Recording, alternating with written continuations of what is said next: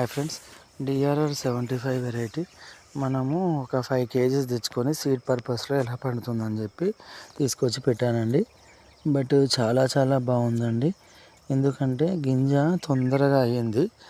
మనకు తొందరగా అయిందంటే చేను అనేది మనము డిసెంబర్ 10కి వేసుకుంటే ఈరోజు ఏప్రిల్ 6th.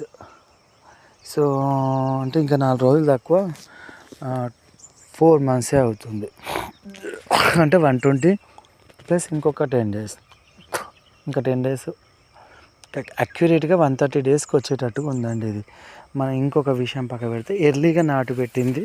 ఇంకొక 5 to 4 days ముందు నాటు పెట్టింది. అంటే కొద్దిగా నాటు తీసి ఇక్కడ నాటు పెట్టాను, అది వచ్చేసింది, ఎర్రకైంది.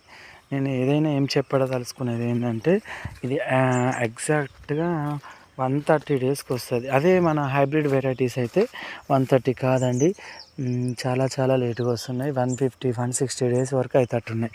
సో ఏదేమైనా సరే డిఆర్ఆర్ బాగుంది, పెట్టుకోవచ్చు.